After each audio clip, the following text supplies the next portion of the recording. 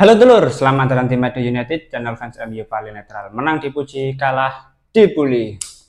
Oke, setelah 2 hari menikmati berbagai olahan daging kambing maupun sapi, sudah kelempokan. Sekarang mari kita kembali membahas terkait Manchester United. Karena 2 hari terakhir ini pembicaraan terkait pemain-pemain yang akan datang maupun pemain yang akan dijual semakin masif dan semakin menarik untuk kita bahas bersama. Langsung aja kita masuk ke berita yang pertama. Manchester United telah unggul dalam perlombaan untuk mendapatkan Victor Gyökeres dengan Sir Jim Ratcliffe menawarkan Ruben Amorim sebuah dorongan transfer yang besar. Pemangkasan biaya yang dilakukan oleh Manchester United telah memberikan dana tambahan bagi Amorim untuk berinvestasi pada musim panas ini. Rumor terkait Victor Gyökeres ke Manchester United semakin kenceng ya teman-teman. Dan menurut aku pribadi ini sebuah berita yang sangat bagus, sangat positif dan juga sangat menarik.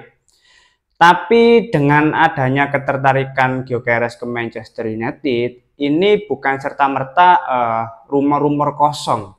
Pasalnya di beberapa hari terakhir Ruben Amorim bahkan kabarnya sudah tertarik dan berminat untuk datang ke Manchester United sejak sebelum laga final kompetisi Europa League melawan Tottenham Hotspur.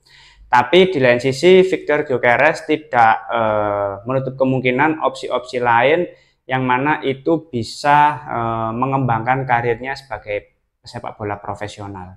Pembicaraan terkait Gyökeres sebetulnya sudah kita bahas sebelumnya dan aku percaya kalau Gyökeres ini memiliki peluang yang besar karena ada unsur balas budi. Nah, tapi selain itu peluang Gyökeres ke Manchester United ini bisa dari faktor untuk mencari tantangan. Nah, tantangannya kembali membawa Manchester United ke performa terbaiknya, ke jalur tim-tim yang berkompetisi di 4 besar. Dan dengan adanya Amorim sebagai pelatih Manchester United saat ini, tentu Gyökeres sudah sangat memahami karakter kualitas Ruben Amorim ini dan percaya dengan proyek jangka panjang yang akan dibangun oleh Amorim bersama Manchester United. Tapi di luar ketertarikan itu, tentu ada pertanyaan-pertanyaan lain. Misalnya, kalau Gyökeres bagus secara kualitas dan itu dibuktikan dengan jumlah gol dan asisnya musim kemarin yang luar biasa, tapi kenapa banyak klub-klub Premier League yang tidak mengincar pemain ini? Nah, ini kan menjadi perdebatan tersendiri. Apakah memang Gyökeres sebagus itu atau hanya bagus di Liga Portugal? Karena memang secara kualitas tentu berbeda. IPL dan Portugal intensitas tempo permainan sangat berbeda. Bahkan bisa dikatakan Liga Portugal itu Liga Tani ya, karena yang mendominasi hanya 3 klub itu. Benfica, FC Porto, dan Sporting Lisbon. Itu pun Sporting Lisbon bagus ketika Amorim menjadi pelatih. Sebelumnya ya hanya Benfica dan FC Porto gitu loh.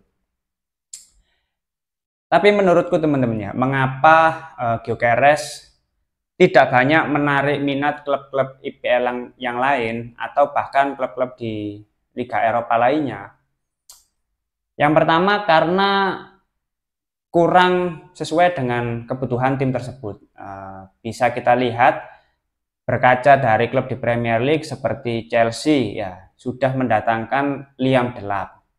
Lalu Arsenal lebih condong ke Benjamin Sesko. Terus Manchester City ya sudah ada Erling Haaland, Omar Marmoush, terus sekarang fokus mendatangkan Ryan Cherky. Ini kan klub-klub besar sudah memiliki fokusnya tersendiri dan memang Gyökeres bukan menjadi pilihan utama. Maka dari itu ini akan jadi kesempatan yang bagus bagi Manchester United untuk mendatangkan Victor Gyökeres. Karena dari sisi pemain itu tidak mempermasalahkan kalau Manchester United absen di kompetisi Champions League musim depan.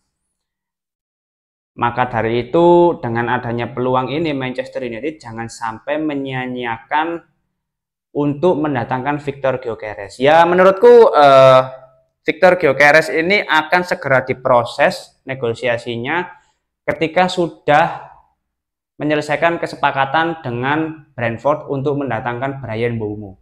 Karena kalau kita lihat kabar terakhirnya kan Manchester United akan mengajukan tawaran kedua dengan nominal yang lebih tinggi dan sepertinya akan mendekati kesepakatan. Beberapa hari ke depan harusnya sudah sepakat sih perihal harga dengan Brentford itu. Nah, baru setelah itu Manchester United akan fokus terkait penandatanganan Victor Gyökeres. Karena kalau 3 pemain baru ini benar-benar berhasil direalisasikan, ya, otomatis permasalahan di lini serang Manchester United bisa terselesaikan gitu loh. Produktivitas gol, ya, eksekusi yang baik di dalam kotak penalti, ketajaman dan insting untuk mencetak gol itu lebih menjanjikan gitu loh. Dengan Bruno Fernandes yang tetap bertahan di Manchester United. Jadi ini menjadi langkah awal yang sangat bagus bagi Manchester United dan aku pribadi sangat tertarik dan sangat menantikan pergerakan Manchester United di bursa transfer musim panas ini. Karena secara progres sudah sangat signifikan bahkan dibandingkan tahun lalu. Ini menurutku lebih bagus lagi. Secara strategi, secara pergerakan itu lebih bagus lagi, lebih efisien dan tidak bertele-tele. Namun pemain yang diincar ini benar-benar sesuai dengan kebutuhan pelatih dan untuk peningkatan performa musim depan. Bedanya dengan musim kemarin ya, pemain-pemain yang dibeli selama kamu Belanda ya, kenal Erik ten Hag pasti aman.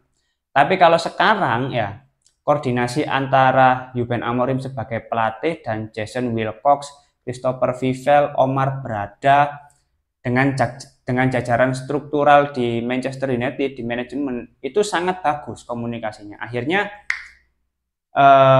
ada kesepahaman dalam rangka memajukan kualitas performa di atas lapangan musim depan. Ini yang membuatku menjadi sangat menarik untuk menantikan kabar terbaru dari Manchester United. Nggak sabar untuk dengar Victor Gyökeres here we go ke MU gitu loh. Kombinasi Mbeumo, Cunha, Gyökeres, asli ngeri. Optimis lah kalau 3 pemain ini benar-benar datang ke Manchester United, aku optimis 4 besar masih terbuka lebar bagi Manchester United. Oke, kita masuk ke berita berikutnya. Alejandro Garnacho akan meninggalkan Manchester United musim panas ini. Baik Ruben Amorim maupun petinggi Ineos sepakat bahwa sudah saatnya Alejandro berpisah. Bayer Leverkusen tertarik pada pemain tersebut, begitu pula dengan 3 klub di Premier League.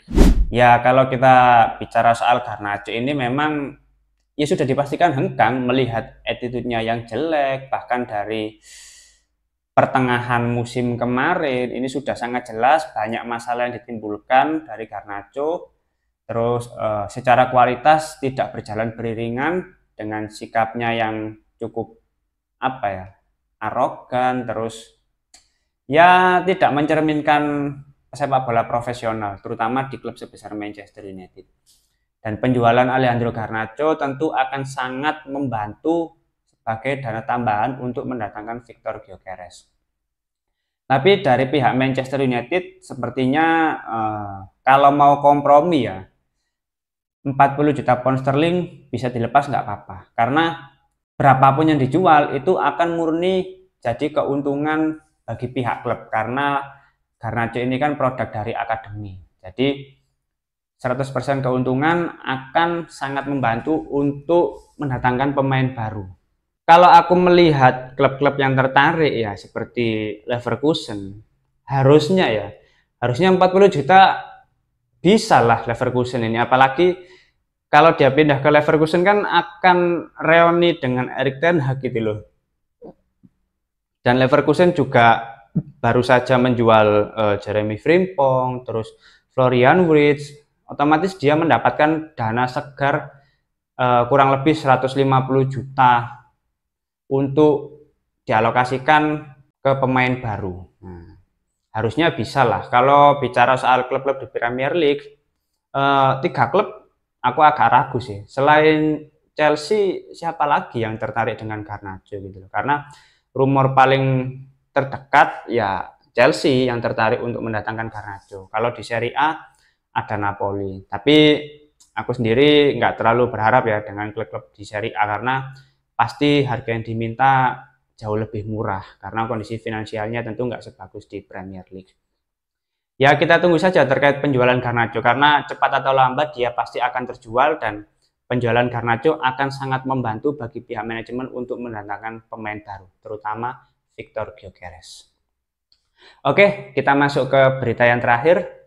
Inter Milan telah mengajukan pertanyaan informal mengenai Rasmus Højlund. Diperkirakan Inter akan lebih memilih peminjaman dengan opsi pembelian permanen. Tetapi Manchester United bersikeras pada kesepakatan permanen. Sebetulnya kalau kita melihat kondisi dari Rasmus Højlund belum ada pergerakan yang signifikan ya.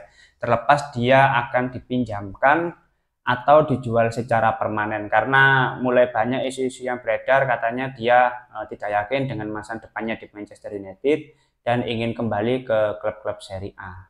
Dan menurutku itu akan jadi keputusan yang bagus baik dari sisi pemain maupun manajemen klub.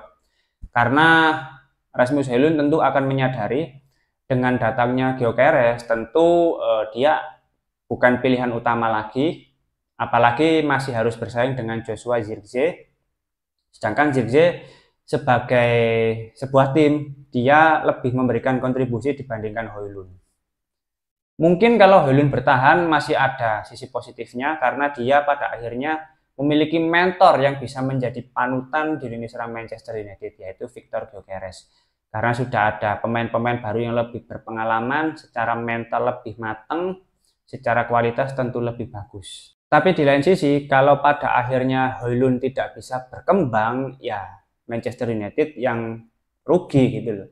Maka dari itu kalau ada peluang untuk menjual pemain ini mending dijual saja. Dan kalau bisa ya dijual secara permanen. Nggak perlu dipinjam dengan opsi pembelian terlalu lama menurutku. Kasihan Højlundnya juga. Maksudku kita semua meskipun kesel gitu ya udah di tahap kasihan gitu loh. Melihat performanya yang seanjlok itu, mentalnya, kepercayaan dirinya benar-benar sudah runtuh. Dia perlu apa ya, nuansa baru, perlu tempat baru untuk kembali ke performa terbaiknya. Oke, mungkin itu dulu beberapa berita terbaru dari Manchester United. Kalau teman-teman ada opini lain, langsung tulis saja di kolom komentar. Kita akan diskusi santai seperti biasa. Terima kasih sudah menonton video ini. Jangan lupa like, komen, dan subscribe. Salam.